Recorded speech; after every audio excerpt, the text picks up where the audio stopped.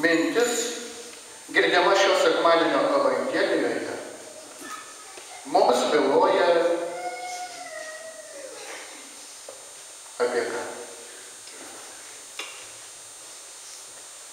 Kaip manote, kai išgirdę Evangeliją, be kunigo paaiškinimo, pamokslavimo, mums senai apie ką kalbėti? Apie Dievo karalystę.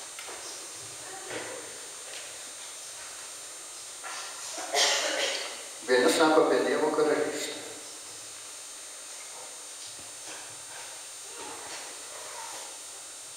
O paprasčiausiai byloja apie Dievo meilę žmogui. Ir pažiūrėkime kaip. Vynuogyno darbininkai, apie kuriuos palyginime kalba Jėzus, tikrai nėra doro ir garbingo gyvenimo pavyzdys. Iš tikrųjų, apie žmogaus garbingumą galima spręsti tik tada, kai viešpats atrodo šiek tiek atsitolina. Nueina į šoną. Taip, šiame palyginime viešpats ir, galim sakyti, padaro. Šeimininkas ką padaro? Įveisia vynuogyną, atvėrė jį, įrengė spaustuvą, pastato bokštą, išnuomoja jį vynininkams ir iškeliauja į svetimą šalį. Tiesiog pasitraukia.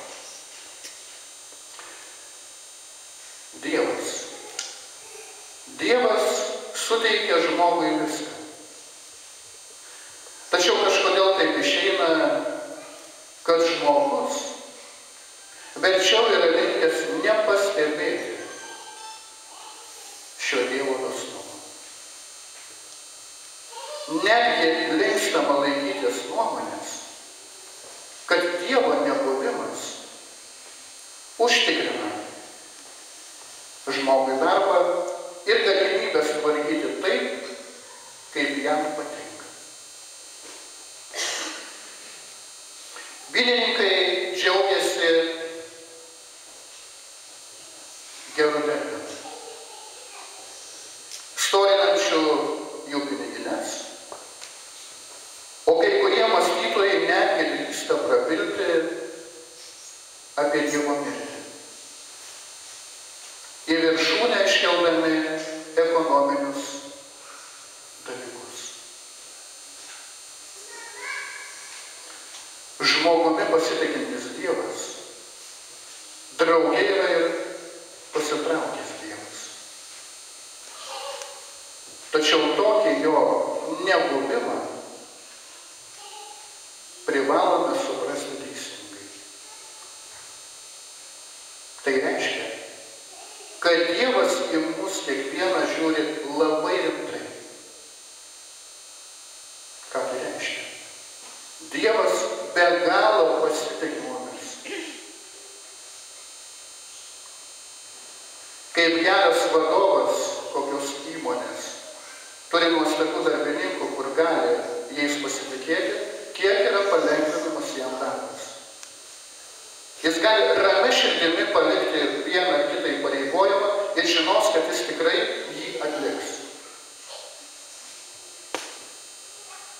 Taip ir Dievas. Mumis kiekvienu labai pasitiki. Ir ką daro mums?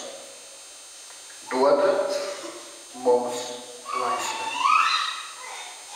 Nekontroliuoja mus. Netampo kaip už marionečių, žinot, kaip lėlių teatrai yra virvelės ir tada, kai tampo žmogus, taip tai juda tada. Dievas, reikia suprasti, duoda kiekvienam laisvę rinktis.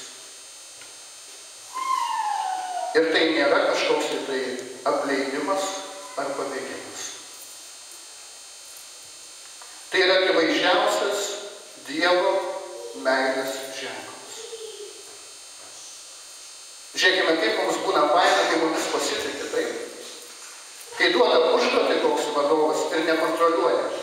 Ne kas 5 minutės žiūri, ar tu atlikai, ar tu ten žiūri. Ir mes tada pajutam laisvę. Kad tikrai galime veikti nekontroliuojant. Ir tai yra mums gera. Ir mes suprantame, kad vadovas mumis myli. Nes pasitikė.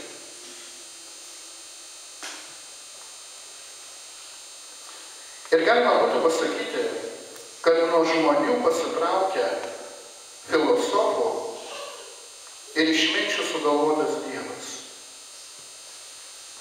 Tačiau su mumis pasilieka pasitikintis ir mylintis apreiškimo Dievas.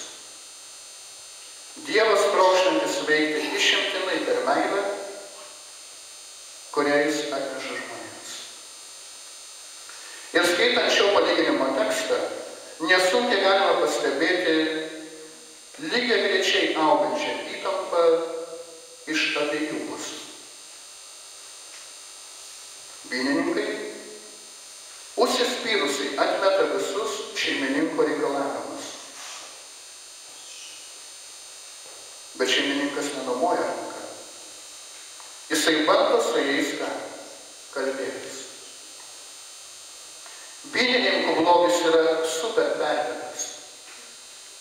Jie net gatavė užmušti visus, kas pasitaiko jų kelyje.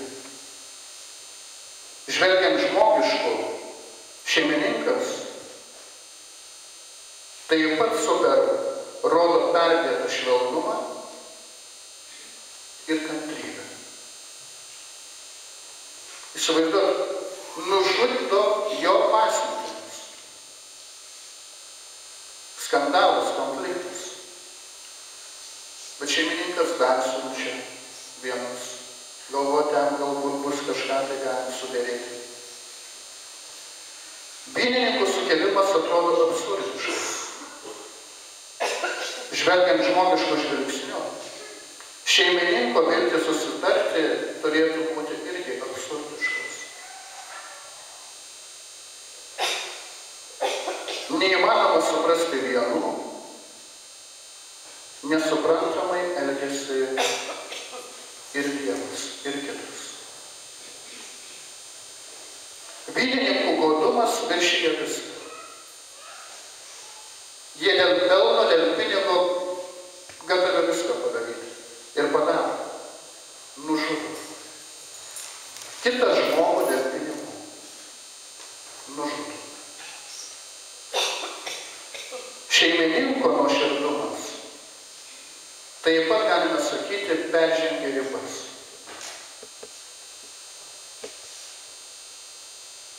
Jisai antrą tarnų pasiuntinybę taip pat yra nužudoma. Antra. O štai jisai sako, siunčiu sūnų. Gal jie draudėsis jo. Jis bando dar tais vynininkais patikėti. Siunčia vienintelį savo sūnų.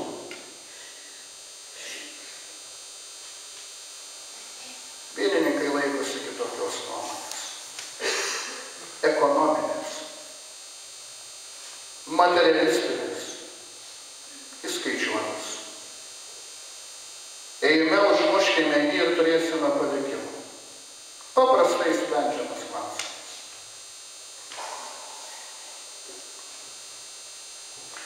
Tai mūsų ir Dievo keliai eina lygiagrečiai.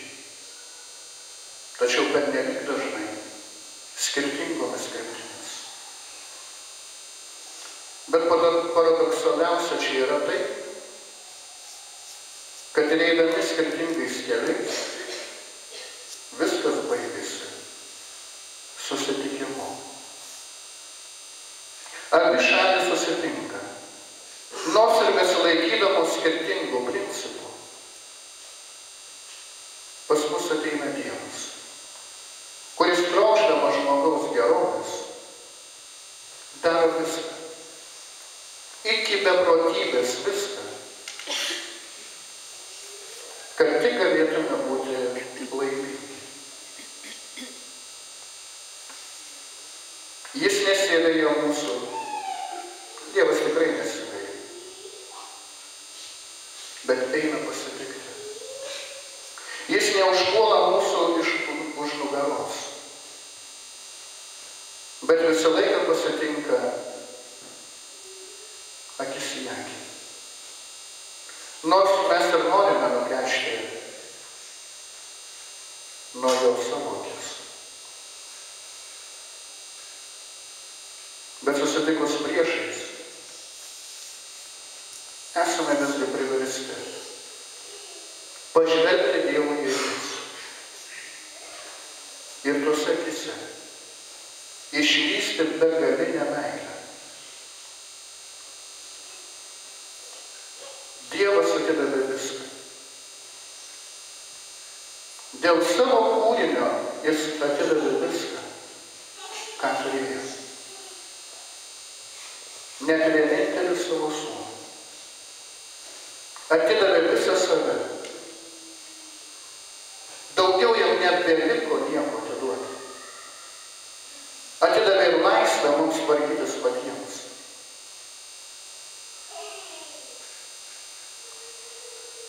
Daugiau jam nieko nebeliko atiduoti. Jis taip mylėjo žmonės, kad net nepagailėjo ne savo sūnaus. Ir dabar žmonėms jau nieko nebetrūksta. Gaila tik vieno, kad mes to tiesiog nepastebime. Mums vis trūksta, vis negerai, vis bandom, murmam.